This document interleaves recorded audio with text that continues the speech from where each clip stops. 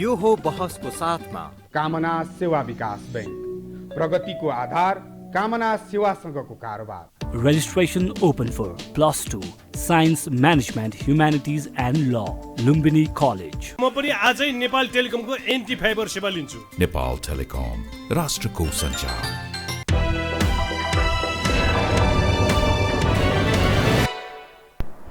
नमस्कार, यो बहसमा म यहाँलाई हार्दिक स्वागत गर्दछु। जीवराम भण्डारी। आज यहाँहरू सामुन्ने उपस्थित हुनुहुन्छ डाक्टर केशरबहादुर भण्डारी। उहाँ नेपाली सेनाका निवृत्त एउटा जनरल हुनुहुन्छ, नेपाली सेनाबाट निवृत्त हुनुभएका जनरल, सुरक्षाविद, एउटा लेखक पनि हो। उहाँसँग आज म राष्ट्रिय सुरक्षाको चासोलाई केन्द्रमा राखेर विश्लेषणात्मक र सूचनामूलक ढङ्गले विषयलाई पस्कने म प्रयत्न गर्नेछु। राष्ट्रिय सुरक्षाको चासो यस मानेमा भनिन के थालियो अब भने नेपालको नेतृत्व पङ्क्ति निरीह छ, निर्णायक हैसियत पनि कम राख्दछ र क्रमशः बाह्य तागत शक्तिशाली रूपमा देखिन थाल्यो। त्यो मात्रै राजनीतिक वृत्तमा मात्रै होइन, प्रशासनिक क्षेत्र त्यत्तिकै, सुरक्षा संयन्त्र उप त्यत्तिकै प्रश्न छ। प्रहरी लतालिङ्ग बताबुङ्गको कुरा गर्दछन् मानिस। जासुसी संयन्त्र पनि त्यत्तिकै कमजोर छ र नेपालीलाई प्रभाव पार्ने खास गरी आम सञ्चार माध्यममा पनि विदेशीहरूको यथेष्ट भलिभाँति लगानी छ। फलत काया पलट उलटपुलट कुनै पनि बेला हुन सक्छ। त्यस्तो सङ्कटमा नेपाल फस्दै गयो भने यो देशको राष्ट्रिय अस्मिता प्रश्न चिन्ह खडा हुनेछ। अभिभावकीय भूमिकाको पनि त्यत्तिकै अभाव, सर्वसम्मत नेतृत्वको बहुत ठुलो खाँचो, यस्तो एउटा टावरिङ पर्सनालिटीको पनि त्यो मियो जो भनिन्छ, त्यो मियो बिनाको दाहीँको त्यसरी मानिसहरू बुझ्ने प्रयास गर्छन्। त म आज उहाँसँग समसामयिक विषयलाई उठान गर्ने प्रयत्न गर्नेछु। सर्वप्रथम म उहाँलाई स्वागत गर्छु। जज साहब, स्वागत छ।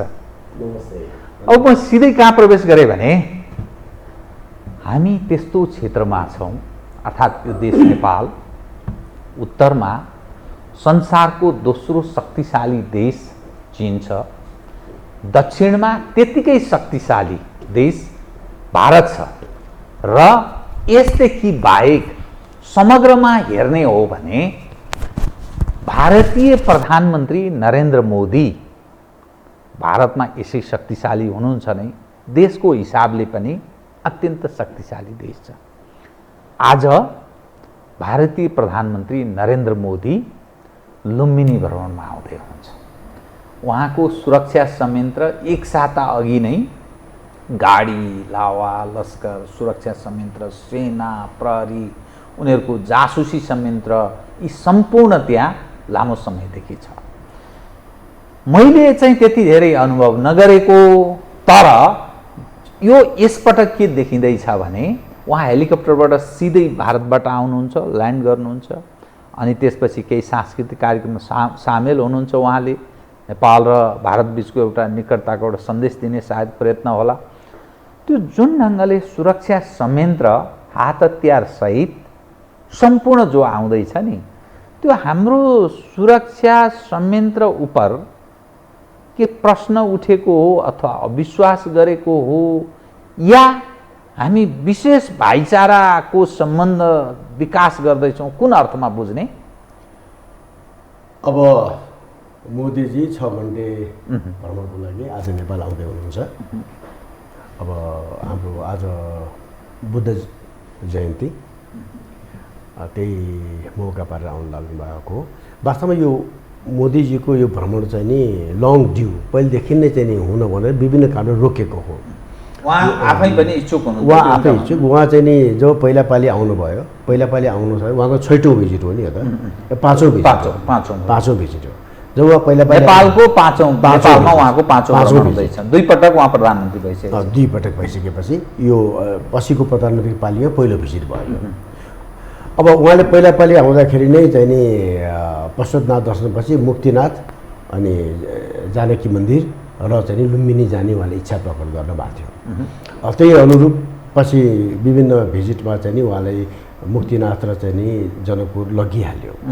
पशुपति पहिले नै उहाँले दर्शन पहिले पहिले सुशील कोइराला थिए, अब पछि गएर चाहिँ ओलीजी प्रधानमन्त्री हुनुभयो। उहाँ लुम्बिनी र जनकपुर धाम र चाहिँ नि मुक्तिनाथ जानुभयो। लुम्बिनी जाने भनेर चाहिँ नि तेस्रो भिजिटमा जुन मेरो हिसाबमा बिमस्टेकमा होला, सार्कमा आउँदाखेरि उहाँले त्यो भ्याउनु भएन।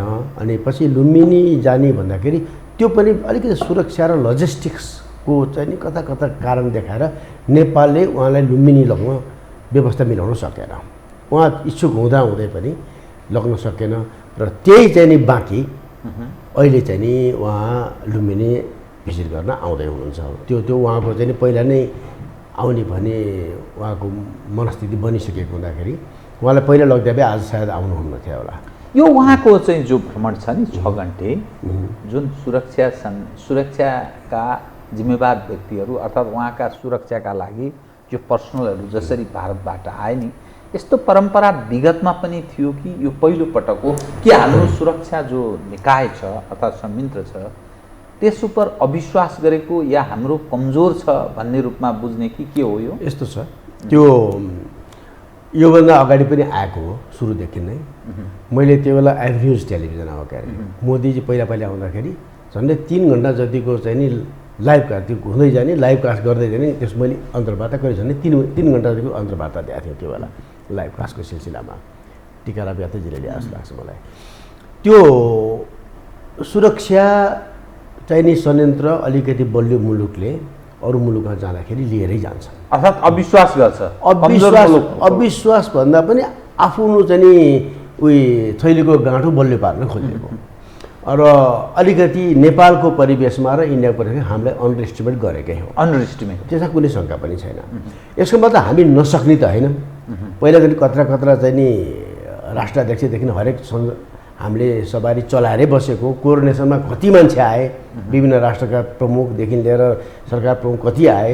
यस्ता र पहिला पनि धेरै यस्ता हामीले राजाका राज्यभिषेकको बेलामा अरू बेला पनि विभिन्न किसिमको चाहिँ नि बिहाकै बेला पनि पूर्वमा त हाम्रो वीरेन्द्र राजाको बिहाकै बेलामा पनि संसारका ठुल्ठुला देशका चाहिँ नि भिआइपी पनि आए। त्यो बेला पनि हामीले सुरक्षा प्रदान गरेकै हौँ। अब पछिल्लो उसमा गएर अलिकति ट्रेन्ड कस्तो चेन्ज भयो भने अमेरिकाको राष्ट्रपति इन्डिया आउँदाखेरि उसले आफ्नै गाडी लिएर आउँछ, आफ्नै सुरक्षा लिएर आइदिन्छ। त्यो के नि यो के 46 पहिले नै यस्तो थियो कि 46 पछि? 46 पछि हरेक चिज 46 भन्दा पहिले थिएन भन्ने हो भने नेपालमा सबै कुरा चाहिँ नि विकृति विसङ्गति सुरु भएको 46 साल पछि नै हो। अब यो यसको कुरा यस्तै हो कि अनि त्यो सुरक्षा कोट्याउनु भन्दा अब यो सुरक्षाको विषयमा चाहिँ नि नेपालको सुरक्षाले समन्वय त गर्छ। हाम्रो चाहिँ नि विशेष सुरक्षा बल भन्ने छँदै नै छ, जुन पहिला चाहिँ नि राजा हुँदाखेरि त्यसलाई चाहिँ नि हाम्रो चाहिँ नि सैनिक प्रहरी राजा शाही सैनिक प्रहरी भन्थ्यो। उसको कामै चाहिँ नि विशिष्ट पाहुना वा राज परिवारको चाहिँ नि सुरक्षा गर्ने। उनीहरूले त्यो विशेषज्ञ तालिम पनि हासिल गरेका, क्षमता पनि भएका र तिनीहरूको लागि फेरि सपोर्ट गर्न चाहिँ हाम्रो स्पेसल फोर्स त छँदै नै छ। र इन्डियामा आउने पनि त्यस्तै मान्छे आउने हुन्, कुनै नयाँ खाले मान्छे आउने पनि होइनन्। त्यही जातका मान्छे हुन्, त्यस्तै तालिम लिएका मान्छे हुन्। अब हतियार हाम्रो उसको फरक होला, त्यति साह्रो होइन। तर हामीले अलिकति समयमा चाहिँ कसरी यो किसिमको जुन संयन्त्र जुन हामीले चाहिँ संसारलाई चाहिँ विश्वस्त बनाउनुपर्ने संयन्त्रलाई हामीले भने मतलब नेपाल सरकारले त्यो चिज बनाउनुपर्छ, त्यसलाई बलियो पार्नुपर्छ, देखाउनलाई पनि चाहिन्छ, हाम्रो इज्जतको लागि पनि चाहिन्छ भन्ने किसिममा दिनुपर्ने जति ध्यान चाहिँ दिन सकेको छैन नेपाल सरकारको। यो पनि 46 साल पछिकै कुरा भयो। त्यो नदिएको कारणबाट चाहिँ नि आखिर संस्थाले सबलाई मूल्याङ्कन त गरे हुन्छ। त्यही मूल्याङ्कनको आधारमा चाहिँ नि एउटा हामीलाई अन्डर एस्टिमेट गरेको त हो नै हो। इन्डियाले मोदीको चाहिँ गाडी आउँछ, उसको मान्छे अगाडि दिनदेखि गाडी पनि उतैबाट आइ गाडी यो अस्ति नै आइसक्यो। बुलेट प्रुफ गाडी यो 2टा गाडी ल्याउँछ। युजुअली भिआइपी 2टा गाडी हुन्छ, कुनमा मोदी बस्छ थाहा पनि हुँदैन। त्यो गरेको हुन्छ। उनीहरूको ज्यामर भन्ने छुट्टै चाहिँ नि वरिपरि कति 200-400 मिटरसम्म चाहिँ नि कसैले ज्याम गरेर पड्काउन नसकोस् भने ज्यामर लिएर आउँछन्। सुरक्षाको पुरै तामझाम उनीहरूको स्ट्यान्डर्ड प्रोटोकल नै छ। त्यही स्ट्यान्डर्ड प्रोटोकल अनुसार आउने हो। मैले किनभने अमेरिकाको राष्ट्रपति चाहिँ नि इन्डिया आयो भने पनि त्यसले गर्ने त्यही नै हो। फेरि त्यो पनि इन्डियालाई अन्डरस्टिमेटै गरेको फेरि अमेरिकनहरू पनि यही ढङ्गले पेश हुन्छन्। त्यसले गर्दाखेरि यो चाहिँ नि प्रक्रिया बलियोले अलिकति कमजोर ठाउँमा आफ्नो हैसियत विश्व दुनियाँ अब बलियोको रहेछ होइन, दुनियाँ 100% बलिएको। त्यही कारण हामी नेपाल त हामी दिनानुदिन कमजोरमा महाकमजोर साह्रै निरीह र चाहिँ नि तुम शरणमवादी हुँदा हुँदा हुँदा हुँदा हामीले आफ्नो हैसियतै गुमाइसक्यौँ। अहिले दुःखको कुरा चाहिँ त्यहाँनिर भयो। तपाईँ एउटा नेपाली सेनाको निवृत्त भएको एउटा होद्दा पुगेको जनरल कि तपाईँ विद्यावारिधि गर्नुभएको छ, तपाईँ लेखनमा पनि राम्रो छ, संसारको सुरक्षाको अवस्थालाई पनि राम्रो बुझ्ने त्यो लायकत राख्नुहुन्छ। हाम्रो जो सुरक्षा संयन्त्र छ, खास गरी नेपाली सेना, प्रहरी, सशस्त्र प्रहरी, जनपद विभिन्न छन्। विश्वको त्यो शान्ति स्थापनार्थ पनि यसले काम गरेको छ। युएन पिसकिपिङमा यसको अलग्गै खालको भूमिका छ। त त्यत्रो सुरक्षा, त्यत्रो सेक्युरिटी प्रदान गर्न सक्ने हाम्रो निकाय, त यस्ता सवालमा हामी केही भन्दैनौँ कि अथवा के हो यो? यस्तो छ, भन्नको लागि यो समन्वय गर्ने चिज गृहले गरिदिन्छ, रक्षाले पनि गर्छ केही हदसम्म। हामीले के गर्न सक्छौँ के गर्न सक्दैनौँ भन्ने कुरा चाहिँ नि त्यो राम्रोसँग छलफल हुँदैन। उता आउँछु भने हस् हस् भनिहाल्छौँ कि समस्या त्यहाँनिर छ। हामीले पनि भन्यो ल यो चिज तिमीहरूको चाहिँ नि ठिक छ, क्लोज सेक्युरिटी तिमीहरू बस, तर हाम्रो सेक्युरिटी यस्तो हुन्छ। तर यो सेक्युरिटीको नेतृत्व त्यही पनि हाम्रो विशेष सुरक्षा बलकै कर्नेलले गर्छ होला मलाई लाग्छ, किन पहिला पनि त्यसै गरेको थियो। उनीहरूको जम्मै आयो भने पनि मोदीसँग क्लोज सेक्युरिटीमा चाहिँ सँगै हिँड्ने चाहिँ नि विशेष सुरक्षा बलको कर्नेल थियो। सायद अहिले पनि त्यस्तो हुन्छ होला, किन तर हामीले पनि हाम्रो प्रोटोकल बनाउनु पऱ्यो। यदिसम्म हाम्रो देशमा आएको छौँ, यदिसम्म त्यो हाम्रो ग्यारेन्टी र यदि चिज हामीले नै गर्नुपर्छ, तिम्रो मान्छे होस् फरक पर्दैन, तर यो चिज चाहिँ हामीले नै गर्नुपर्छ। मेरो देशमा आएर सबै तिम्रो चाहिँ नि हालिमुली मिल्दैन, यो चिज हामीले गर्छौँ, यसमा तिमीले सघाउ, तिमीले गरेको चिज हामी सघाउँछौँ भनेर यो चाहिँ अलिकति हामीले पनि आफ्नो स्ट्यान्डर्ड यो भिभिआइपी प्रोडक्सन प्रोटोकल तयार पारेर यो चिज हामीले प्रस्तुत गर्नुपर्ने। यो चिज चाहिँ मलाई लाग्छ यो गृह र रक्षाले त्यो त्यति बिना समन्वय गर्ने वा त्यति बिना डिस्कस गर्ने आँट गर्दैन। म यसैमा अलिकति यो सेक्युरिटीको मामिलामा गर्छु, त्यसपछि त्यो सन्देशसँग यहाँसँग म छलफल अगाडि बढाउँछु। मैले सुनेअनुसार आम सञ्चारमा पनि आएको छ, प्रहरीको एकजना एआइजिपीको नेतृत्वमा त्यहाँ सुरक्षा प्रदान गर्ने भनेर खटाइएको छ, नेपाल प्रहरीले खटाएको छ। त नेपाली सेनाको चाहिँ त्यहाँ उपस्थिति परम्पराको हिसाबले हेर्दा के रहन्छ? र जस्तै सुरक्षाको मूल सेक्युरिटी हेर्ने ओर्ने त सबै भारतबाट आउँछ, त हाम्रो जो सुरक्षा संयन्त्र छ त्यो चाहिँ के यसो उनीहरूले लाए हराएको तिमीहरू यहाँ बस यो कर्नरमा बस भनेर भारतीय सुरक्षा संयन्त्रको जो कमान्ड गर्ने अर्थात् मोदीको सुरक्षाका लागि कमान्ड गर्ने जो व्यक्ति आउँछ उसले हराएको लाए हराएको गर्छ, उसको निर्देशनमा काम गर्छ। हाम्रो सुरक्षा संयन्त्रले के हुन्छ? गर्दैन। के गर्छ? जस्तो हाम्रो सुरक्षा हामी आफ्नै हिसाबमा, म खास गरी चाहिँ नि प्रहरीको त म कुरा नगरौँ, किनकि प्रहरीलाई यिनीहरूले यति चाहिँ नि निरीह बनाइदिए। प्रहरीमा त त्यो अलिकति ठुलो छोरा बोली आँट पनि छैन। समस्या छ। यो त राष्ट्रमा ठुलो धोकाधडी गरिरहेका छन् यी गृह मन्त्रालय प्रधान जोसुकै भनौँ, धेरै भइसक्यो। राष्ट्रमा यति धोकाधडी गरिरहेका छन्, यिनीहरू त अपराधी हुन्। देशको चाहिँ नि राष्ट्रिय सुरक्षा नै कम्प्रोमाइज गर्ने भनेपछि यिनीहरूले जे पनि कम्प्रोमाइज आफ्नो मान्छे खोज्छन्, जेसुकै विकृतिको एउटा दुईवटा विकृति नै हजार विकृति, यो समष्टिगत विकृतिको चाहिँ नि स्वरूप चाहिँ नि अहिले हाम्रो प्रहरी दुईटै प्रहरी र चाहिँ नि राष्ट्रिय अनुसन्धान विभागमा पारेका छन्। यिनीहरूले राष्ट्रिय सुरक्षाको अहम विषयलाई कम्प्रोमाइज गरेका छन्, यिनीहरू अपराधी हुन् त्यो विषयमा। र यिनीहरूलाई चाहिँ नि फेरि चाहिँ नि को किन गरिस् भन्न सक्ने हाम्रो क्षमता भएन कुनै संयन्त्रसँग पनि। अब तपाईँले यहाँको सुरक्षाको त्यो भारतबाट आउने सुरक्षाको अन्तर्गत बसेर काम गर्छन् कि भन्ने भयो, त्यो गर्दैन। नेपाली सेनाले आफ्नै हिसाबमा सुरक्षा प्रदान गर्छ, आफ्नै हिसाबमा कहाँ राख्ने के गर्ने ऊ अगाडि देखिँदैन, उसको स्ट्यान्ड बाई नै बस्ने हो। कुनै पनि बेला पऱ्यो भने स्ट्राइकिङ फोर्स हो, जहाँ जे पऱ्यो हस्तक्षेपकारी भूमिका त्यसले नै निर्वाह गर्छ नेपाली सेनाले। र त्यसमा चाहिँ नि यो समन्वयमा पनि मलाई लाग्छ त्यो चेन्ज भएको छैन होला। मोदीको क्लोज प्रोटेक्सनमा चाहिँ नि हाम्रो नेपाली सेनाको कर्नेलले हुनुपर्छ र त्यसले फेरि चाहिँ नि यो क्लोज प्रोटेक्सन ग्रुप यिनीहरूसँग त्यसले समन्वय गर्छ। अनि यो ज्यामर स्यामर यो कारकेड अनि विभिन्न किसिमको अरू सुरक्षाको पुलिसको यता चाहिँ नि सायद त्यो एआइजी साहब जो नियुक्ति हुनुभएको छ उहाँले गर्नुहुन्छ होला। त्यही कारण सुरक्षा उसको खटनपटन होइन, पुलिस प्रहरीको चाहिँ उसको समन्वयमा हुन्छ पक्कै पनि, उताको र चाहिँ हाम्रो नेपाल प्रहरीको समन्वयमा हुन्छ। नेपाली सेना तिनीहरूले खटनपटन गर्ने होइन र चाहिँ नेपाली सेनामा कतिपय चिज हाम्रो विशेष सुरक्षा बलको चाहिँ जो उच्च अधिकृत खटिन्छ त्यसले खुद समन्वयमा चाहिँ त्यो क्लोज प्रोटेक्सन हुन्छ र चाहिँ त्यो स्ट्यान्ड बाई राख्ने त्यो परिआयो भने चाहिँ एकदम हस्तक्षेपकारी एक्सनमा जान सक्ने टोल चाहिँ त्यो सायद तिनीहरूलाई पनि थाहा हुँदैन, कसैलाई पनि थाहा हुँदैन, नेपाली सेनाले त्यो बन्दोबस्त गरेको हुन्छ। म अलिकति अब विषयान्तर गरेँ है त। भारतीय प्रधानमन्त्री भनेको यसै पनि शक्तिशाली, ठुलो जनसङ्ख्या भएको, एउटा क्षेत्रफलको हिसाबले पनि संसारको एकदम धेरै ठुलो र विकासको हिसाबले हेर्दा पनि धेरै सम्म अगाडि बढिसकेको छ। संसारलाई एउटा सन्देश दिन सक्ने त्यो हैसियतमा भारत छ।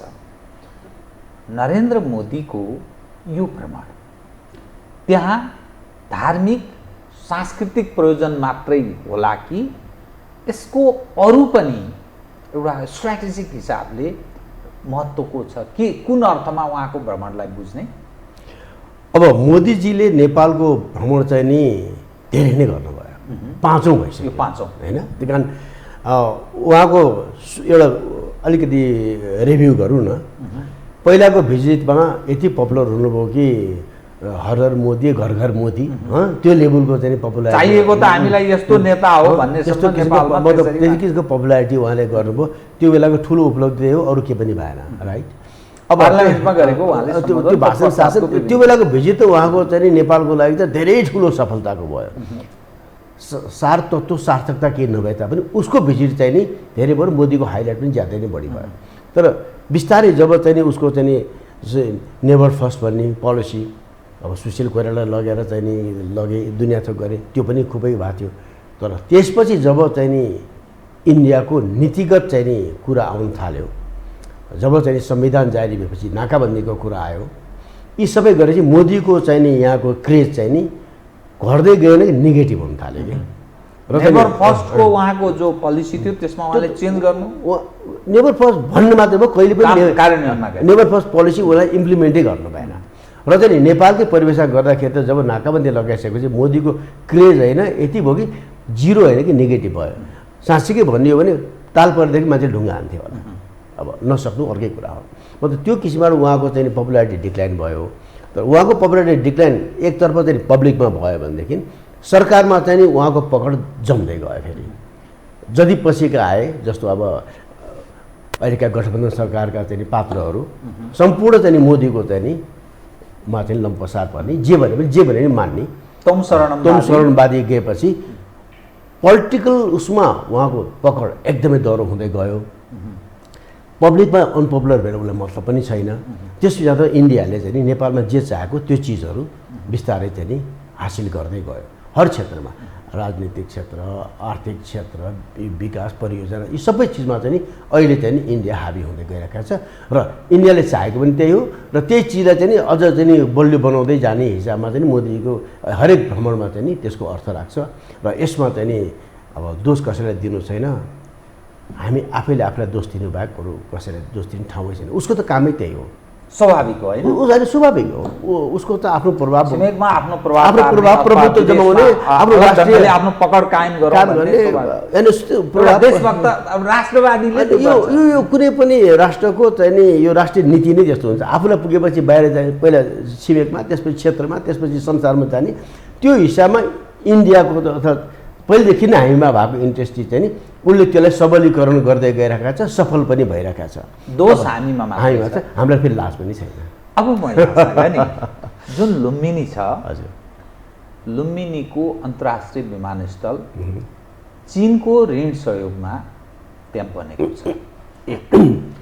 जुन लुम्बिनीको जुन क्षेत्र पवित्र क्षेत्र छ त्यहाँ धेरै देशहरूका पेभिलियनहरू छन्।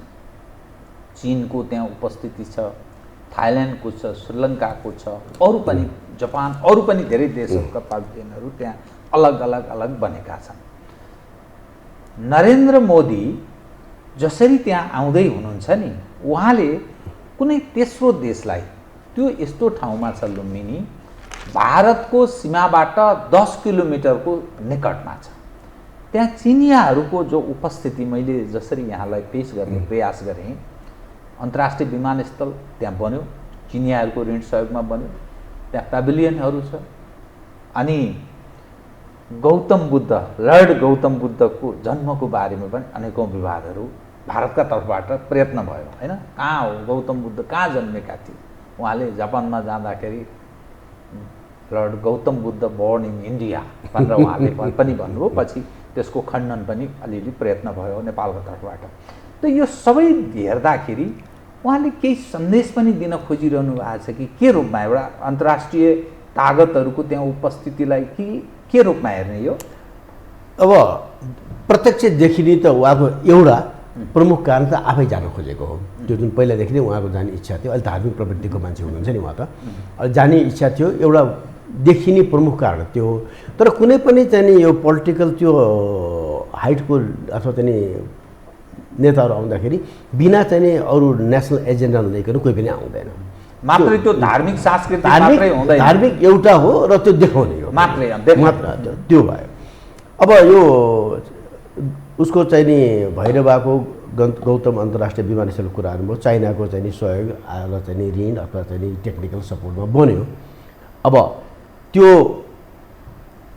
आफ्नो चाहिँ नि सीमा नजिक बनेको, अब एक थरीले यहाँ कुरा नबुझेर त्यो पनि उद्घाटन गर्न आयो भने भन्न थाले। अब त्यो उद्घाटन त हाम्रो चाहिँ नि प्रधानमन्त्रीजीले जाँदाखेरि आजै गर्नु परेको छैन, उहाँलाई किन आज गर्नु पर्यो त्यो पनि अर्थ केही छैन। अथवा चाहिँ नि आज बुद्ध जयन्ती दिन पारेर उहाँले उद्घाटन गर्नुहुन्छ अन्तर्राष्ट्रिय त्यो शेरबहादुर देवाजीले गर्ने हो, हाम्रो प्रधानमन्त्रीले गर्ने हो, मोदीले होइन। मान्छे कन्फ्युजन त्यहाँ पनि भइरहेको छ। मोदीले लुम्बिनीमा आएर चाहिँ नि सबैको वर्चस्व उपस्थिति छ। अब इन्डियाको त्योभन्दा बलियो वर्चस्व उपस्थिति चाहियो भने त्यो उसको भित्री मोटिभ चाहिँ त्यो हो, यो धार्मिक मात्र होइन। र त्यो वर्चस्व कायम गर्न चाहिँ नि उसले India International Centre for Buddhist Culture and Heritage त्यसको शिलान्यास आज गर्दैछन् उनले। त्यो भनेपछि यो सेन्टर चाहिँ नि मेरो हिसाबमा लाग्छ त्यहाँभरिको मध्येको चाहिँ नि एउटा निकै नै चाहिँ नि ठुलो भव्य र प्रभावशाली र त्यहाँ बसेर धेरै चिज गराउन सकिने किसिमको यो चाहिँ नि भन्न त culture and heritage centre of culture and heritage भनेको छ। त्यसको चाहिँ कल्चर एन्ड हेरिटेज भनेपछि त्यसको धेरै काम हुनसक्छ त्यो ठाउँबाट, सीमा नजिक पनि छ। त्यही कारण एउटा चाहिँ नि उसको राष्ट्रिय प्रभावशाली उपस्थिति दर्शाउने भयो लुम्बिनीमा। अब भारतले त्यो पक्का आएकै यसको लागि हो, भित्री कुरा चाहिँ त्यो हो। यो सेन्टरको चाहिँ शिलान्यास गर्ने भनेपछि यसको चाहिँ नि भित्री चाहिँ नि विभिन्न कारण हुन्छन्, उद्देश्य हुन्छ र मोदीजीको भ्रमणको सबभन्दा हिडन एजेन्डा महत्त्वपूर्ण कुरा एउटा चाहिँ नि यो हुन आउँछ। र त्योभन्दा पनि महत्त्वपूर्ण कुरा चाहिँ नि अब हामीले कति बुझ्छौँ थाहा छैन। मोदीजीको सोच अथवा बिजेपी भारतीय जनता पार्टीको सोच नेपाललाई एक समयमा गएर हिन्दू राष्ट्र बनाउने हो। एक समयमा, एक समय भनेको उपयुक्त समय वास्तवमै चाहन्छ भारतले त्यो चाहन्छ। कारण के? भारत सेकुलर देश भएको कहिले? इन्दिरा गान्धीले 74मा सेकेन्ड एमेन्डमेन्ट गरेपछि दोस्रो संशोधन गरेर भारतलाई चाहिँ उसले के बनाए त सेकुलर स्टेट बनाए। इन्डिया सेकुलर स्टेट त थिएन हो, पाकिस्तान छुट्यो, इस्लामिक देश भयो। भारत त्यही लाइनमा सेकुलरै हुनुपर्छ भन्ने किसिमको अन्डर करेन्ट थियो। तर चाहिँ नि लासाब लगाइदिए कसले? इन्दिरा गान्धी। र इन्दिरा गान्धीले लासाब किन लगाई? उहाँको फेरि आफ्नै स्ट्राटेजी छ। एउटा चाहिँ त सायद बुहारीको प्रभाव होला, बुहारी भनेपछि युरोपियन युनियनको प्रभाव होला, भने वेस्टर्न समाजको प्रभाव होला। उहाँ आफै पनि कति धार्मिक हो त्यो पनि थाहा छैन, उहाँ आफै पनि कति धार्मिक हो त्यो पनि थाहा छैन। र उहाँले चाहिँ नि कतिपय चिजहरू त्यो बेला चाहिँ नि जब उहाँ 66देखि 77सम्म उहाँ प्रधानमन्त्री हुनुभयो, 75मा त उहाँले इमर्जेन्सी नै लगाइदिनु भयो र एब्सोल्युट पावर डिक्टेटरसिप भएर उहाँले सञ्चालन गर्नुभयो। त्यो सञ्चालन गर्ने सिलसिलामा उहाँले पावर सबै खिच्नको लागि र विदेशीहरूको समर्थन पनि लिनको लागि उहाँले यो सेकुलरिजम बनाएको हुनुपर्छ, अर्थात् पश्चिमाहरूलाई ऊ गर्नलाई, अब खुसी पार्नलाई। त्यसपछि उहाँ 77मा गएर हार्नुभयो, इमर्जेन्सी सकेपछि इलेक्सन जुन भयो हार्नुभयो नि, त्यो चिज उहाँले सपनामा नसोचेको घटना पर्न गयो र फेरि गएर पछि 84देखि 86सम्म हुनुभयो, 82देखि 84 हुनुभयो, जबसम्म उहाँको अन्तिम ऊ भएन के भयो एसोसिएसन हुन् जस्तै बस्नु भन्दाखेरि उहाँ चाहिँ नि 15 वर्ष 16 वर्ष चाहिँ नि पावरफुल प्रधानमन्त्री भएर बस्नुभयो र त्यो सिलसिलामा उहाँले चाहिँ नि भनौँ न इन्डियाको भावी प्रधानमन्त्री नै कोही पनि नहुने किसिमबाट उनले उत्तराधिकारी चाहिँ नहुने गरेर उहाँले चाहिँ पोलिटिकल म्यासेकर गरिदिनु भयो। कोही पनि बाँकी छैन, त्यो गरिदिनु भयो र चाहिँ नि त्यसको नतिजा काङ्ग्रेसमा पनि कोही पनि बाँकी रहेन। र यो राजीव गान्धी त बाई ठ्याक्क ऊ मरि ऊ चाहिँ नि सेन्टिमेन्टल भोट आएर ऊ भयो अर्कै कुरा हो। नेपाललाई त्यहाँनिर पनि दुर्भाग्यको कुरा छ, पोलिटिकल नबुझ्ने एउटा पाइलट त्यो भयो। अनि त्यसपछि फेरि हाम्रो उहाँको चाहिँ वाइफ सोनिया गान्धी जुन नेपालमा चाहिँ नाकाबन्दीको एउटा घटना त्यो पनि त जोडिन्छ नि 46 सालको नाकाबन्दी त्यो गरेपछि प्रवेश नपाएर अब त्यो गर्दाखेरि त्यो विभिन्न चाहिँ नि कम्प्लिकेसन्सले गर्दाखेरि इन्डियाले आफ्नो काङ्ग्रेस पार्टीलाई पनि तहस नहस पारे। तहसमा आज काङ्ग्रेसको हकीकत हेर्नुहोस् त। र त्यस्तै हामी कहाँ पनि हुँदैछ, भइराखेको छ। उत्तराधिकारी नहुने किसिमबाट दुई चारवटा पोटेन्सियल थिए मास्थे। अब यो फ्यामिलीको चाहिँ नि एउटा चाहिँ हेजिमोनीले गर्दाखेरि पनि यसको रिफ्लेक्सन्स हामी कहाँ पनि देखाएको छ। सायद त्यही सिकेर हो कि नजानेर हो कि जानेर हो कि political culture, healthy political culture यिनीहरूले विकासै गर्न सक्दैन नेपाललाई। आज हाम्रो दुर्भाग्य र दुर्गति पनि हेल्दी पोलिटिकल कल्चर विकास गर्न नसकेका हो।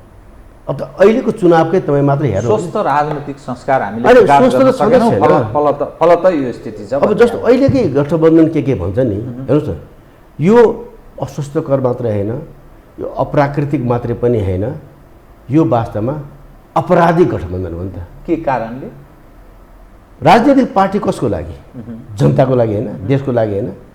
यिनीहरूले आफ्नो लागि जनतालाई यति धोका दिए कि हुनसक्छ कहिले अप्राकृतिक भनेर पुगेन कि अहिले आएर चाहिँ नि अनैतिक भनेर पनि पुगेन। यिनीहरूले गरेको काम त अपराधिक भयो नि त। जनताको लागि चाहिँ के पनि भएन, आफू पावरमा आउनको लागि मात्रै यो चाहिँ जुन गठबन्धन गरेका छन्। र यो गठबन्धनको अन्तिम रिजल्ट के हुन्छ त? यिनीहरूले के चाहिँ लोकतन्त्र जोगाउन र चाहिँ देशलाई चाहिँ नि राष्ट्रिय हित जोगाउन भन्ने कुरा हुन्छ? हामीले थाहा छैन लोकतन्त्र र राष्ट्रिय हित के हो भन्ने कुरा? हामीले मूल्याङ्कन गर्दैनौँ? तिनीहरूको भाषण ठिक, हामीले भन्ने कुरा बेठिक हुन्छ? म यहाँसँग यो विषयमा आउँछु, म यो आन्तरिक गठबन्धनको मुद्दामा म आउँछु कि त्योभन्दा पहिले चाहिँ म नरेन्द्र मोदीको नेपाल भ्रमणलाई नै सेन्टरमा राख्छु। यहाँले एक सन्दर्भमा भन्नुभयो भाजपा अर्थात् भारत जो भाजपाको एक छत्र जस्तो छ अझै लामो समय चल्ने त्यो सम्भावना छ। नेपालमा हिन्दू राष्ट्र चाहन्छ जुन भन्नुभयो नि यहाँले, 12 बुँदे यो नेपाल हिन्दू राष्ट्र ध्वस्त भारतले पारे। भारतको राजनीतिक नेतृत्वले त्यहाँको प्रशासनिक र सुरक्षा संयन्त्रलाई जे भन्यो त्यही गराउन सक्दैन भनेर कतिपय मानिस त्यसरी भन्दछन्। जब भारतको त्यो एउटा दीर्घकालीन योजना छ भने नेपाललाई हिन्दू राष्ट्र ऊ बनाउन चाहन्छ भन्ने मान्ने आधार के? एक। दोस्रो त 12 बुँदे कसका लागि उसले गरायो भन्दा कम्युनिस्ट, नेपालका कम्युनिस्ट हौँ भन्नेहरू, खास गरी माओवादी, तत्कालीन माओवादी र यहाँ काङ्ग्रेस, जसका कारण जुन तागत नेपालको राजनीतिमा छ त्यसले हर क्षेत्रमा बाह्य तागतले आफ्नो एक्सेस हरेक क्षेत्रमा प्राप्त छ। उनीहरू जे चाहन्छन् त्यो भइरहेको छ भने उनीहरू यहाँ कायापलट अथवा यो परिवर्तन उनीहरूका लागि किन आवश्यक? एउटा कुनै पनि राष्ट्रले आफ्नो राष्ट्र हितमा के गर्दा आफूले लाए अराएको मान्ने को छ? साँच्चै भन्ने हो भने नोकर चाकर भन्छ नि, को नोकर चाकर त्यस्तो मान्छे हेर्छ त उसका लागि त सारा चिज यहाँ उपलब्ध छ भने किन उसले परिवर्तन चाहन्छ भन्न खोज्नु भयो? तपाईँले हिन्दू राष्ट्र किन चाहन्छ भन्न खोज्नु भयो? यो यस्तो भयो, काङ्ग्रेसै सरकार भएदेखि यो कुरा गर्नु जरुरी थिएन।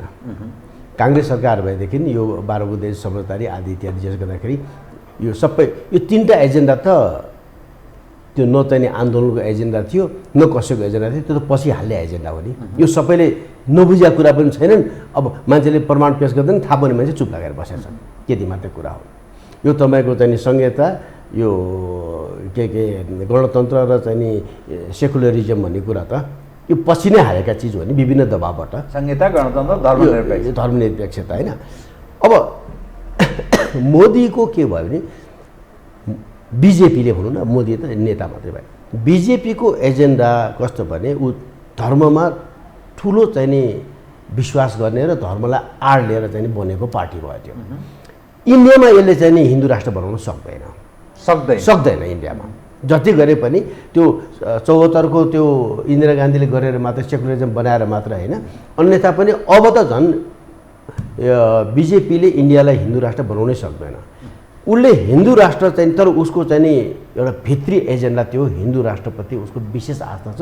कसलाई बनाउन सकिन्छ भने इन्डिया त एउटा स्टेटलाई पनि बनाउन सक्दैन भनेपछि उसले चाहिँ संसारलाई देखाउन र उसको आफ्नो तुस पनि मार्नको लागि चाहिँ नि नेपाल सबैभन्दा फर्टाइल ग्राउन्ड हो र नेपालमा एकदम फिजिबल छ, भाएबल छ। र त्यसैले उसले नेपाललाई हिन्दू राष्ट्र बनाएर उसले चाहिँ नि आफ्नो सन्तुष्टि पनि लिने र एउटा चाहिँ नि गुड जेस्चर, गुड नेबरलाई चाहिँ नि फकाउने काम पनि गर्छ। अलिअलि अरू मान्छे म त भनौँ न यो धर्मनिरपेक्षतावाला अलिक पाश्चात्यहरू के भन्ला, तर उसलाई सानोतिनो कुरा मतलब पनि हुँदैन। यो एनजिओ आइएनजिओको काम हो यो, अब राष्ट्र एसेस लागेको हुँदैन कि यस्तोमा। र चाहिँ मोदी वा बिजेपीको एजेन्डामा चाहिँ नेपाललाई चाहिँ हिन्दू राष्ट्र बनाउने उसको एजेन्डा छ, तर कहिले बनाउँछ अब उसलाई के फाइदा छ भन्नुहोस् त। हिन्दू राष्ट्र हुनासाथ त यो सिस्टम धर्म रह्यो, त्यहाँ हिन्दू राष्ट्र हुनासाथ फेरि त्यहाँ राजाको औचित्य अर्थात् त्यो अभिभावकीय कसले कमान्ड गर्ने भन्ने विषय हुन्छ। हिन्दू राष्ट्र भन्नासाथ त्यहाँ फेरि राजाको कुरा उठ्ने हुन्छ, त उसलाई कसरी फाइदा हुन्छ? उस त झन् घाटामा जान्छ। यस्तो छ, राजाको कुरा उठ्ने तपाईँले भने ठिकै, हिन्दू राष्ट्र भनेपछि राजाको कुरा उठ्नु स्वाभाविकै हो। त्यसमा त यो दुईवटा कसो भने अवच्छिन्न भाग हुन जान्छ कि।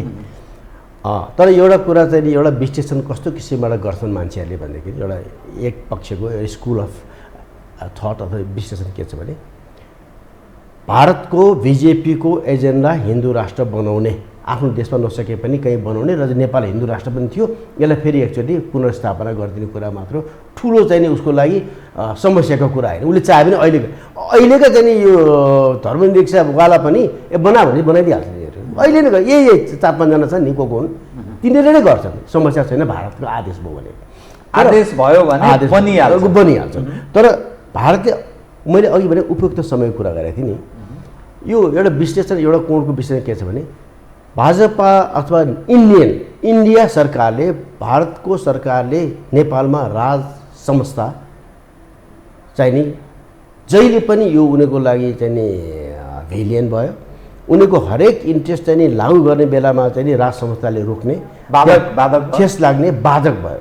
राजा त्रिभुवनको पालोदेखि किन नहोस्, राजा त्रिभुवनदेखि गएर राजा महेन्द्र वीरेन्द्र र चाहिँ अहिले हाम्रो अन्तिम राजा ज्ञानेन्द्रसम्मले पनि जहिले पनि इन्डियाको चाहिँ नि अन्तिम लक्ष्य प्राप्तिमा चाहिँ नि राजा र राज संस्था जहिले पनि उनीहरूको लागि बाधक भयो।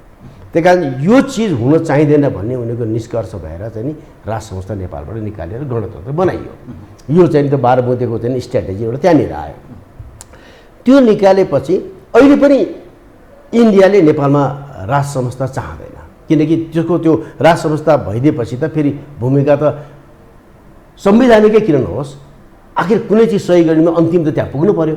त्यहाँनिर पनि गएर चाहिँ राज संस्थाले केही न केही चाहिँ विग्रह देखाउँछ अथवा चाहिँ बाधा अवरोध गर्छ भने राज संस्था इन्डियाले चाहँदैन त्यो, तर हिन्दू राष्ट्र चाहिन्छ। अब यो दुईवटा डाइकोटोमी, यो नमिल्दा कुरा कसरी हुन भने सायद त्यो विश्लेषण गर्ने एउटा कोडले के भन्छ भने वो इन्डियाले नेपालको राजाको उमेर, अब उहाँको स्वास्थ्य र चाहिँ नि राज परिवारको चाहिँ नि आयुको चाहिँ नि इतिहास र विश्लेषण गर्दाखेरि उनीहरूले चाहिँ नि उनीहरूलाई बित्या छैन, हामी कुर्छौँ भनेर बसिरहेका छन्, लम्ब्याउन चाहन्छ उनीहरू राजाको स्वास्थ्यलाई, राजाको अवस्थालाई उनीहरू त्यही चिजलाई चाहिँ नि यिनीहरूले चाहिँ नि यो कसैले भन्ने देख्ने प्रमाण गर्ने कुरा होइन। उनीहरूले चाहिँ नि सायद यो राजाको पछि अनि चाहिँ नि हिन्दू राष्ट्र ल्याउन सक्ने सम्भावना छ। देशले कुर्ने भन्ने कुरा ठुलो होइन, मान्छेको समय त लिमिटेड भइहाल्छ। यसो हेर्दाखेरि इन्डियाले अथवा चाहिँ यो बिजेपी सरकारले हिन्दू राष्ट्र ल्याउनको लागि राजा पछि मात्र ल्याउने यो इन्डियाको यस्तो किसिमको सोच छ भन्ने एउटा कोणको विश्लेषण यस्तो पनि छ। त्यो विश्लेषणमा तुक पनि छ, केही अर्थ पनि छ। अब यो चिज हाम्रो मान्छेले कसरी बुझ्छन्, हाम्रा चाहिँ नि जो सम्बन्धी स्टेक होल्डरले कसरी बुझ्छ, उहाँहरूको योजना के छ, यो थुप्रै चाहिँ नि यो राष्ट्रवादी, यो भनौँदा चाहिँ नि विभिन्न राजावादी, राष्ट्रवादी भन्ने विभिन्न साना पार्टी, यो अभियन्ता होइन, यो यसलाई चाहिँ भुरे टाकुरे कबिला भन्छु कि मैले यिनीहरूलाई। यी भुरे टाकुरे कबिलाको आज कहाँ छ अस्तित्व? छैन नि त।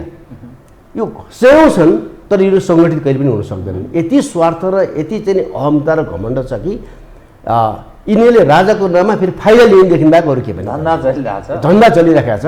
अब धन्दा कसरी चलाएको छ कि सबैलाई राजाले पैसा दिए त पके पनि छैन, सम्भव पनि छैन। सबले यता धेरै चाहिँ पालेर बस्नु त। तर चाहिँ यी चिजहरू यति स्वार्थी ढङ्ग निस्के कि यति अहमता छ कि नाम एउटाको बिक्यो भने आफ्नो केही न केही चाहिँ वर्चस्व अस्तित्व कायम गर्ने लागेका छन्। यिनीहरूबाट नि हुनेवाला केही छैन। त्यही कारण गर्ने कोही समुदायले यदि यो पनि नेसनल एजेन्डाको महत्त्वपूर्ण एजेन्डा हो, राष्ट्रिय हितका लागि अति महत्त्वपूर्ण एजेन्डा हो भने यस्तै किसिमका चाहिँ नि स्कम्बर्ड एजेन्डा बोक्ने मान्छेले मिनिमम नेसनल एजेन्डामा अन्डरस्ट्यान्डिङ गरेर आउन सक्यो भनेदेखि यो चिजको फेरि डाइनामिक्स अलिकति चेन्ज हुनसक्छ। म मोदीकै सवालमा फेरि प्रवेश गरेँ। हजुर, जब भारतीय प्रधानमन्त्री नरेन्द्र मोदी नेपाल भ्रमणमा आउँदा पशुपतिनाथको उहाँले दर्शन गर्नुभयो। त्यो संसारमा एउटा खास गरी भारतमा 1 अर्ब 25 करोड लगभग पपुलेसन छ, त्यसका माझमा गयो।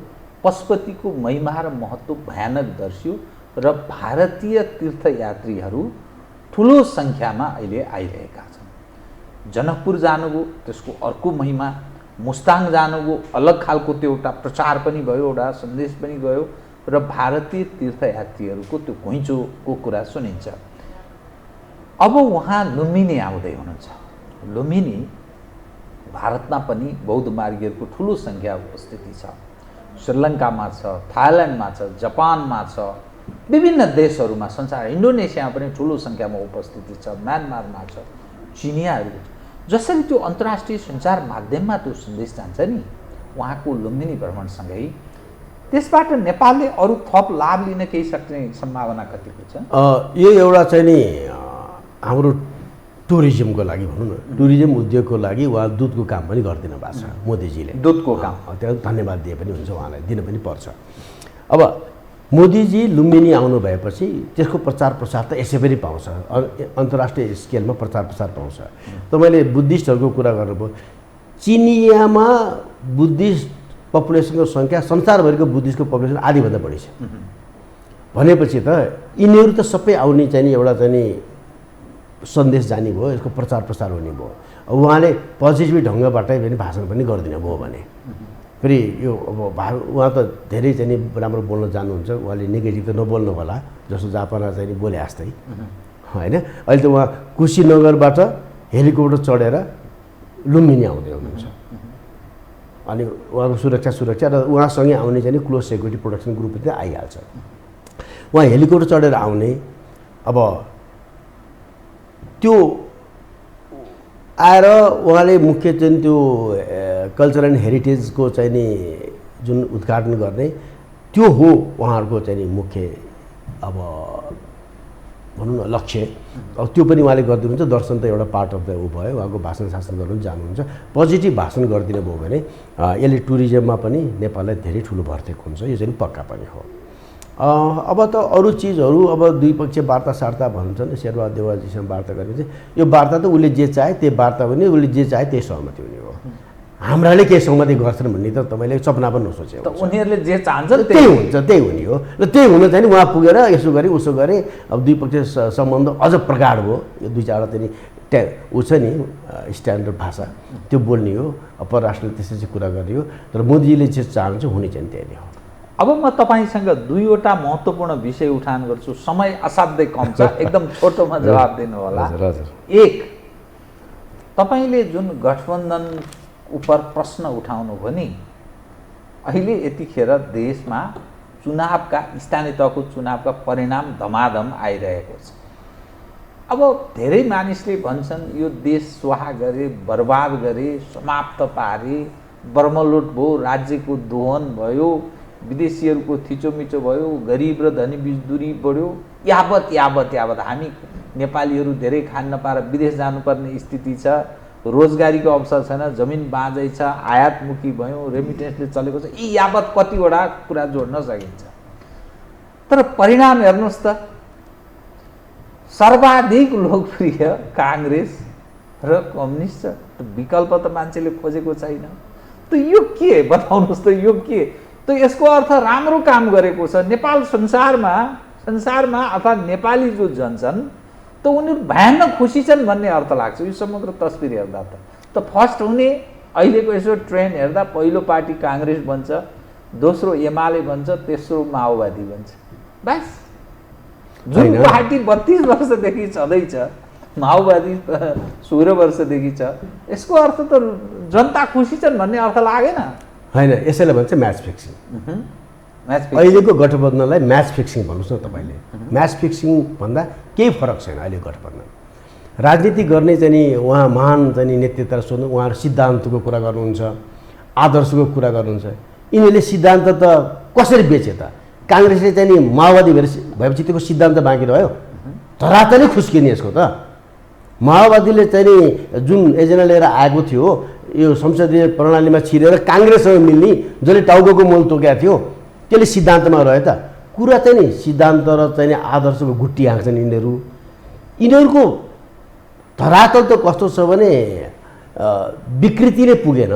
यिनीहरूले आफ्नो लागि जे पनि गर्न सक्छन्। मैले जे पनि गर्न सक्छन् किन भनेको भने देशलाई त यिनीहरूले, देशमा राजनीतिक संस्कार भन्ने छ त? अब यति नेपालमा राजनीतिक संस्कार भन्ने नै छैन। जे मन लाग्यो त्यो, लठेत हातमा जुन जिसका लाठी उसका भैँस भन्छ नि हिन्दीमा, यिनीहरूले म्याच फिक्सिङ गरेर आफ्नो दुनु सोचेका छन्। र अहिले यो गठबन्धन जे भन्नुहोस्, मैले अघि पनि भने, मलाई चाहिँ यो अप्राकृतिक, अनैतिक यो मात्रै भन्नु कि अपराधिक भन्ने हो, यसैले म्याच फिक्सिङ भनेको त्यो हो। त्यस कारण मैले म्याच फिक्सिङ अपराधिक भनेको चाहिँ यो म्याच फिक्सिङ। म्याच फिक्सिङ गरेर जितेको गेमलाई कानुन लाग्छ नि त। अब यिनीहरूलाई चाहिँ कानुन नलाग्ने कसरी? यिनीहरू जब सिद्धान्त नै कम्प्रोमाइज गर्न सक्छन् भने यिनीहरूले देशमा के चिज कम्प्रोमाइज नगर्ला? राजनीतिमा सबै चिज त्यसकारण फेयर हुन्छ जब जनताले अनुमोदन गर्छ, लालमोहर लगाइदिन्छ, मेरो नायक तै होस्, मैले पत्याएको मानिस तै होस्, अर्थात् मेरो रोल मोडल तै होस् भनेर जब जनताले लालमोहर लगाउँछ भने त बहुमतको शासनलाई, बहुमतलाई त मान्नै पर्छ। प्रजातन्त्र या लोकतन्त्र जे तन्त्र भनौँ, यो यसो भन्नुहोस् तपाईँले, रोल मोडल तै होस् भनेर नेपाली जनताले कसलाई भनेको छ आजका दिनमा? भोट दिएको आधारमा त्यो त होइन। यो त म्याच फिक्सिङ गरेर यिनीहरू पावरमा आयो, यिनीहरू पार्टी आएको होइन कि। म्याच फिक्सिङ गर्ने चाहिँ नि यिनीहरू समूहहरू म्याच फिक्सिङ गरेर आएकोलाई जनताले इन्डोर्स गरे भन्ने भएन नि त। नो भोटको प्रोभिजन छैन, जनताले भोट त हाल्नु पर्यो। यी म्याच फिक्सिङ गर्नेले कोही आएन भने आफै लठेत पठाएर भोट हालिदिने बेर छैन, विश्वास गर्न लायक त यिनीहरू छैनन्। भनेपछि यो अवस्थामा जनताले रोल मोडल भनेर कसैलाई दिएको त होइन नि। अहिले जुन बालेनको जुन एक किसिममा देखेको छ नि, यो त वितिसनाको चाहिँ नि बालेलाई दिएको मतलब पञ्चायतकालको नानी मैया जस्तै किसिमबाट नानी मैया र बालेसँग तुलना गर्न मिल्दैन। तर करिब रिफ्लेक्सन चाहिँ त्यस्तो हो, जनताको चाहिँ नि एउटा अभिव्यक्ति भनौँ न, मताधिकार दिएर। त्यही कारण जनताले पार्टी चुनेको पनि होइन, जनताले चाहिँ नि तपाईँको आइडियल अथवा तपाईँले चाहिँ नि रोल मोडल नेता चुनेको पनि होइन। यिनीहरू चाहिँ नि सेल्फ नेता भएका हुन्। अब विकल्पै छैन, चुनाव गरेपछि केही न केही रिजल्ट त आउँछ नि। नहालेर कसलाई हाल्ने ल भन्नुहोस् त? यिनीहरू दिएछन् चोइस, नो भोटको चोइस दिउन् न, अनि थाहा पाउँछ यिनीहरू कुन धरातलमा छ भन्ने कुरा। अब अहिले त हाल्ने ठाउँमा छैन, हाल्नु पऱ्यो, अझै बिगारेर आउनु पऱ्यो। सबैजना त्यति बिना चाहिँ नि कुरा बुझ्ने पनि छैन। भनेपछि तपाईँले भने रोल मोडल सोल मोडल यो चाहिँ नि बिल्कुल असान्दारी। कोही पनि रोल मोडल छैन नेपालमा। मैले भने यिनीहरू जब चाहिँ नैतिकता आफ्नो राजनीतिक सिद्धान्त बेचेर आउने मान्छेले जेसुकै कम्प्रोमाइज गर्न सक्छन्। मैले तपाईँले यो जेसुकै घरिघरि भनेको कारण के भने भोलि हाम्रो राष्ट्रिय अस्तित्व यिनीहरूले कम्प्रोमाइज गरिदिन सक्छन्, नसक्ने छैन। त्यही कारण यो चिजलाई चाहिँ नि अहिले पनि हामी अब हाम्रो प्रधानमन्त्रीज्यू र चाहिँ नि माओवादीको चाहिँ नि अध्यक्षज्यूको चाहिँ नि कुमकुम मिलाउने ऊ गर्ने चिज त्यस्तो पनि हुन सक्ला त। राजनीतिमा जे पनि हुन्छ भने कहाँ लेखा छ राजनीतिमा जे पनि हुनसक्छ भन्ने कुरा? कुन सिद्धान्तले दिन्छ, कुन फिलोसफीले दिन्छ, कुन अभ्यासले दिन्छ? अब उसकै कुरा गर्ने हो भने कि इन्डिया अब अमेरिका गएर रिपब्लिकन डेमोक्रेट मिल्छन्? राजनीति जे पनि हुनसक्छ भन्न पाइन्छ र भोलि दुईवटा चाहिँ प्रेसिडेन्ट तँ प्रेसिडेन्ट या त्यसपछि म प्रेसिडेन्ट हुने भनेर मिल्छ त्यहाँ? मिल्दैन नि त। यस्तो हुँदैन कि हामी जस्तै गैवार मान्छेले रुल गरेको ठाउँमा चाहिँ नि जे पनि हुन्छ भने अब उनीहरूले भनेको कुरा ठिक हुने भयो, अब गर्ने के त? अब यसमा चाहिँ नि होत्तिहार बाघ यो कोही निस्किन नसक्ने बाघी अरू चाहिँ नि न्योता भनौताहरू सबै लोहरे प्रवृत्ति, ठुलो मान्छेको समातिकन माथि जानै सकिँदैन भनेर चुप लाएर बस्ने। अब त्यहाँ राम्रो मान्छे छ नि तिनीहरूले के पनि नभन्ने, अनि किन बस्या त? अनि तिनीहरू पछि कसरी नेता हुने त? ल एउटा सानो उदाहरण दिउँ न। हाम्रो अब उहाँकै किन व्यक्ति विशेष भएर रामचन्द्र पौडेलजी हो, उहाँ चाहिँ नि अस्ति चाहिँ नि सभापतिको चुनावमा उहाँलाई उठ्न नदिएर हाम्रो के अरे शेखर कोइराला होइन शेखर कोइराला त छिँदै थिए, उनी आफै उठ्छु भन्थे नि त। आफै पनि उठ्छु भन्दाखेरि चाहिँ नि प्रकाश मान र चाहिँ विमला निधिले चाहिँ साथ नदिएपछि उहाँ रोएर म यो चाहिँ नि राजनीतिबाट वितृष्णा भयो, म नेपाली काङ्ग्रेसमा केही गर्दिनँ, म अब चाहिँ निष्क्रिय भएर बस्छु भनेर त्यत्रो बिना उहाँले पब्लिकमा टेलिभिजनमा भन्नुभयो। र ठिक छ चेत्नुभयो भन्नुभयो भन्ने कुरा 17 पल्ट त उहाँ हारेको पनि हो होइन प्रधानमन्त्रीले। अब अहिले आएर हेर्नुहोस् त उहाँको मुखमा तेज राष्ट्रपति बनाइदिन्छु भनेको छ। अब उहाँ राष्ट्रपति हुने धुनमा फेरि चाहिँ नि पुरा चाहिँ नि रिभाइटलाइज भएर अब चाहिँ नि काङ्ग्रेस र चाहिँ नि माओवादीको गठबन्धनलाई बढा चाहिँ नि हुनैपर्ने देशको चाहिँ नि अस्तित्व जोगाउन अब उहाँदेखि के छ राष्ट्रपति हुने उहाँलाई कसले यसो बुस्टर डोज हालिदिएछ। अब उनलाई प्रचण्ड जस्तो चाहिँ चतुर मान्छेले गिरिजा प्रसाददेखि सबैलाई त थाङ्नामा सुतायो भने यिनलाई थाङ्नामा सुताउँदैन? यी बाजेले बुझ्दैन यो कुरा। अब यो चिजहरू त्यही यो सिद्धान्त नैतिकताको राजनीति नभएको ठाउँमा जनता पीडित हुनुको देखबाहेक अरू के पनि छैन। म तपाईँसँग कार्यक्रमको ठिक अन्त्यमा समय धेर रहेन, मलाई 1 मिनट मात्रै तपाईँले त्यो सबै सकिदिनु होला। यहाँ यतिखेर एमसिसीको मुद्दा अलिअलि त्यो बल्झिरहन्छ, संसदबाट अनुमोदन भयो, अनुमोदन झिल्के पाराले भयो। चिनियाहरूको एक खाले असन्तुष्टि छ, यहाँका कम्युनिस्ट हौँ भन्ने जसले ठेक्का लिएका थिए भनेर भनिन्छ। एमसिसी अनुमोदन नगर्नका लागि चिनियाहरूसँग कमिटमेन्ट गरेका थिए, तिनले धोका दिए, गद्दारी गरे भन्ने सायद चिनियाहरूको दृष्टिकोण छ। भन्छन् चीन बुझ्ने मानिसहरू, चीन बुझेका मानिसहरू।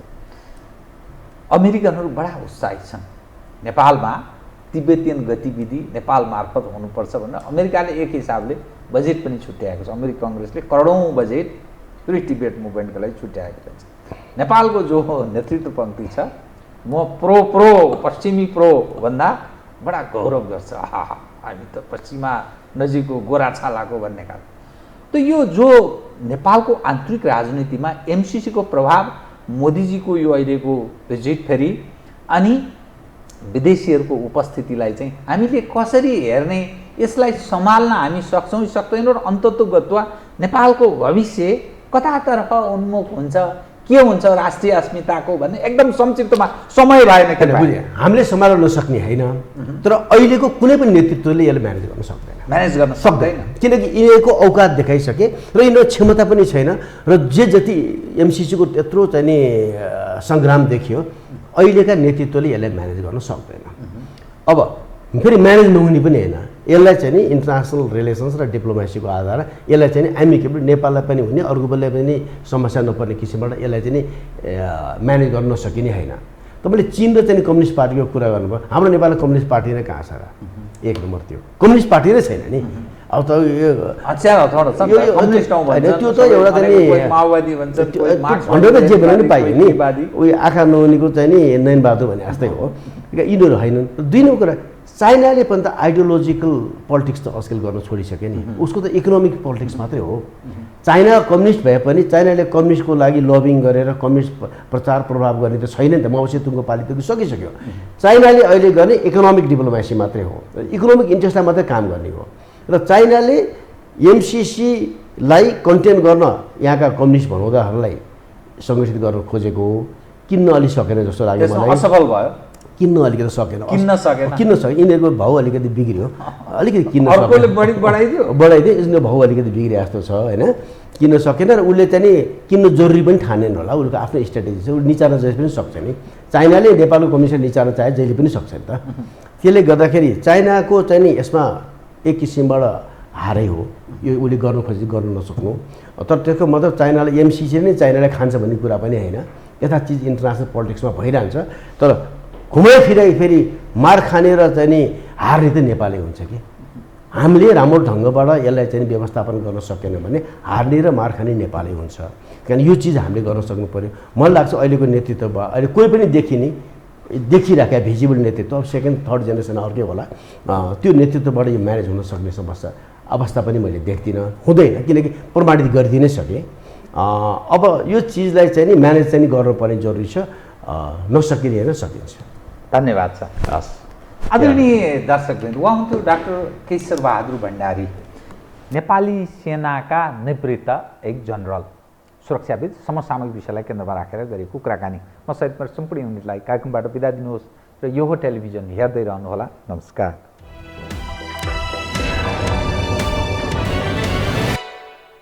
यो हो बहसको साथमा कामना सेवा विकास बैंक प्रगतिको आधार कामना सेवासँगको कारोबार Registration open for +2 Science Management Humanities and Law Lumbini College म पनि आजै नेपाल टेलिकमको एन्टी फाइबर सेवा लिन्छु नेपाल टेलिकम राष्ट्रको सञ्चार